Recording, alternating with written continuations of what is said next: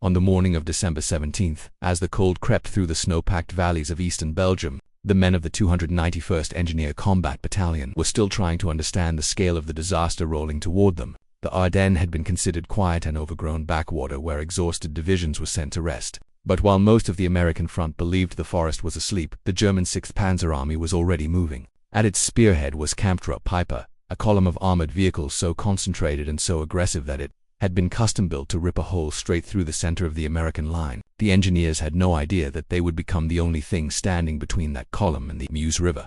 The 291st had spent the previous days stringing barbed wire, laying mines, and repairing roads. Their mission was routine: keep the divisions supplied, keep the bridges functional, keep the pathways open for traffic flow. Nobody briefed them that they might have to delay an armored breakthrough. They did not have tank destroyers. They did not have anti-tank guns worth mentioning. What they did have were explosives, saws, shovels, lumber, and men who knew exactly what to do with all of it. And sometimes, in war, that is enough to change everything.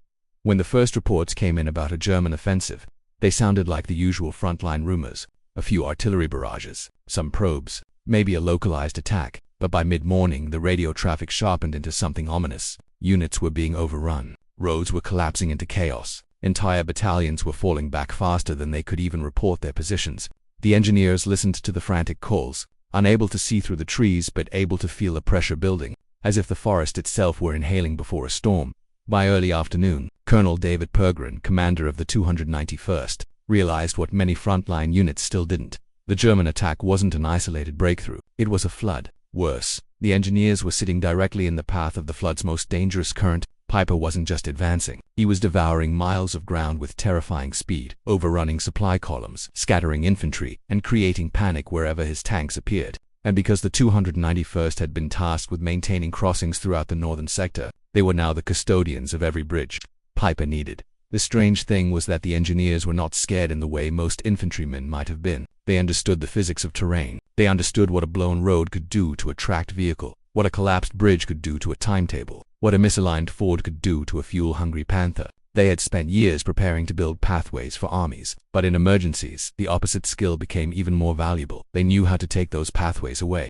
Peiper's timetable was strict. His orders were to break through the American lines, race west across Belgium, capture fuel dumps, seize crossings over the Meuse River, and push toward Antwerp. The entire plan depended on speed. Speed required fuel. Fuel required intact supply lines. And supply lines required bridges that could actually hold 45 tons of steel, which was exactly why the 291st now found themselves holding the most important pieces of real estate in the northern Ardennes: the bridges over the Meuse River, the Warch, the Somme, and a half-dozen smaller streams. The Germans could not bypass all of them. The terrain was simply too rugged. The roads were too choked with trees. If the engineers chose to take those crossings away, they could create bottlenecks. Bottlenecks created delays. Delays consumed fuel, and fuel was something Peiper absolutely did not have. The first explosions came later that afternoon. The engineers demolished a small wooden bridge outside Honsfeld, just as German reconnaissance units were approaching. The detonation echoed through the trees like a giant door slamming shut. Engineers sprinted back up the road, cutting fuses behind them, dropping trees, and rigging culverts to collapse. They didn't know they had just triggered a chain reaction that would sabotage Peiper's entire offensive. They were simply following their doctrine: deny the enemy every route you can. By nightfall, Peiper's armored spearhead had taken Honsfeld, overrunning American positions and capturing fuel that briefly kept his advance alive. But as his tanks rolled west, the roads became narrower, the terrain steeper, and the signs of American engineering more deliberate. Bridges destroyed, roads cratered, trees felled across pathways. It was as if the forest itself had decided to resist him. What made the situation even more critical was that Peiper didn't fully understand what he was up against. He believed the obstacles were the work of retreating infantry units or traffic control detachments. He didn't know that a trained combat engineer battalion was systematically choking the battlefield, and he certainly didn't know they had anticipated his movement long before his tanks were even audible. Through the night, Peiper's tanks crawled toward the Meuse River. He needed the bridge at Stavelot, and he needed it intact. If he could cross there, he could regain momentum and reach the fuel he desperately required. But as the column approached just before dawn on the 18th, they saw something that made Peiper curse out loud. Engineers were already at the bridge. Pergrin's men had worked through the night, rigging the structure with charges and preparing to drop it the moment Peiper appeared. They had only a small rearguard force to protect them, but they relied on the darkness and the terrain to buy precious minutes. When Peiper's advance guard saw American silhouettes on the bridge and opened fire, The engineers finished their work and sprinted off. The bridge vanished in a burst of white light and debris. The river swallowed the timbers. What Peiper didn't expect was what came next. The engineers didn't run. They looped back, dismantled nearby culverts, cratered both approach roads, laid mines in the open spaces, and sabotaged a second crossing upstream. By the time Peiper reached Stavelot, the advance was fractured. He could capture the town itself, but he couldn't move through it. The Panther tanks idled in frustration. Engines drank fuel just to stay warm. Crewmen grew agitated. Officers argued over which routes remained viable. Meanwhile, the Americans, largely engineers, not infantry, had denied him every straightforward path west. To make matters worse, snow began falling again. Temperature drops thickened the fuel, slowed engines, and made every detour more punishing. Peiper could not afford to idle. He could not afford to maneuver in loops, and he absolutely could not afford to burn fuel in delays. The 291st understood this better than he did.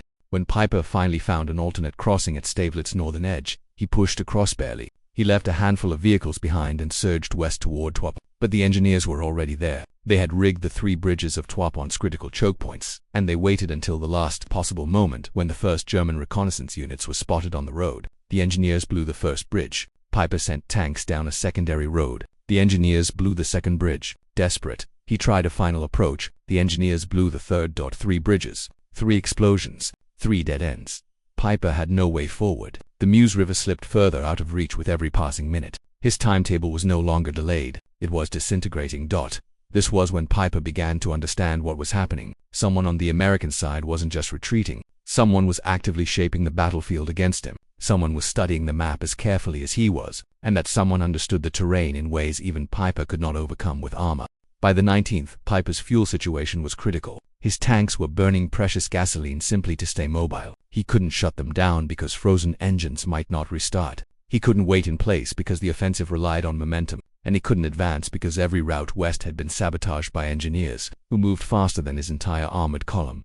This is where the story becomes almost unbelievable. The 291st did not have hundreds of men racing from bridge to bridge. It was a handful of squads, often working in small teams, using their training and the terrain to amplify their effect far beyond their numbers. They weren't fighting a tank column head. They were peeling away its options, starving it of mobility, and forcing it to burn fuel in frustration.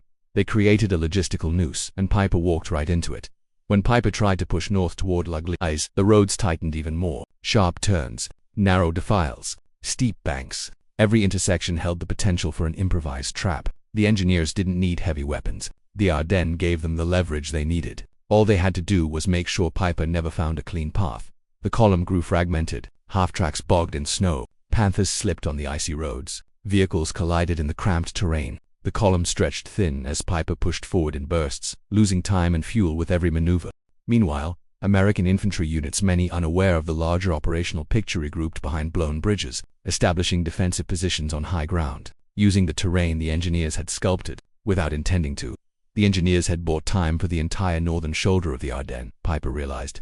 His prize fuel was slipping away. He believed he might still reach the American depot at Stavelot, where the Allies had stored hundreds of thousands of gallons. But the Americans had anticipated that too. Units loyal to the engineers had dumped gasoline into the river, lit storage tanks on fire, and denied Peiper the one thing he needed most. When he arrived, he saw the black smoke rising and knew the depot was a lost cause. That was the breaking point. Without fuel, his tanks might as well have been statues. By the 20th, Kampfgruppe Peiper was running on fumes. He tried to break out. He tried to retrace his path, but every backward route had been destroyed by the same engineers who had destroyed the forward ones. He was trapped inside a shrinking pocket, pinned not by tanks or artillery but by demolition charges, craters, and the geometry of the land. His men began abandoning vehicles. Panthers and Tigers machines worth fortunes were left behind. Engines sputtered and died in the cold. Trucks grounded out on bombed culverts. The fighting spirit remained, but the fuel gauge dictated reality. On the 23rd, Peiper made his final decision. He abandoned his last vehicles near l'Église and led his remaining men on foot through the dark forests back toward German lines. The great spearhead of the Sixth Panzer Army had bled itself dry. The attack had been broken not by a superior armored force, not by overwhelming artillery, not by American numerical advantage, but by the quiet, methodical work of combat engineers who understood that slowing the enemy can sometimes be more powerful than stopping him. When the engineers walked the battlefield in the days that followed, they realized the scale of what they had done. They found burned-out Panthers, half-tracks stuck in ditches, trucks frozen in place, and steel hulks that had simply run out of fuel on the roadside. It wasn't dramatic. It wasn't glamorous. It didn't look like the glorious victories painted in post-war art. It looked like exhaustion. It looked like frustration. It looked like a column starved to death, but that was the point. The 291st had shown that the mathematics of mobility are often more decisive than the firepower of combat. They had demonstrated that terrain could be weaponized, that logistics could be strangled, that time itself could be turned into a weapon sharper than any tank gun. When veterans of the unit were later interviewed, many admitted they did not realize how important their actions had been. They didn't know Peiper was the main spearhead. They didn't know how narrow the German fuel calculations had been. They didn't know their demolitions were forcing the most elite German armored formation to zigzag through forests, waste gasoline, and lose precious hours. They were simply doing their jobs. And sometimes, doing your job in the right place at the right time changes the course of a campaign. Historians often credit armored divisions or infantry regiments with the victory at the northern shoulder of the Bulge, but those who study the operational detail know the truth runs deeper. The engineers were not merely supporting actors in the story. They were the architects of the defeat. They stripped Peiper of his momentum, carved away his fuel, forced him into unfavorable ground, and denied him every feasible route to the Meuse. The bridge at Trois-Ponts, the crossing at Stavelot, the roadblocks near Meuse, the culverts at Honsfeld. All were pieces of a larger puzzle the engineers assembled under extreme pressure, often without knowing the scale of the threat they were countering. Their rifles mattered little. Their explosives mattered enormously. This is why professional soldiers talk not only about tactics or strategy but about logistics, mobility, and initiative. Because wars are not always won by those who can strike hardest, but by those who can shape the field so the enemy cannot strike at all. And on those frozen days in December 1944, the 291st Engineer Combat Battalion shaped the Ardennes into a labyrinth the German spearhead could not navigate. They took away the roads. They took away the bridges. They took away the time. And in doing so, they stopped Peiper without firing a shot.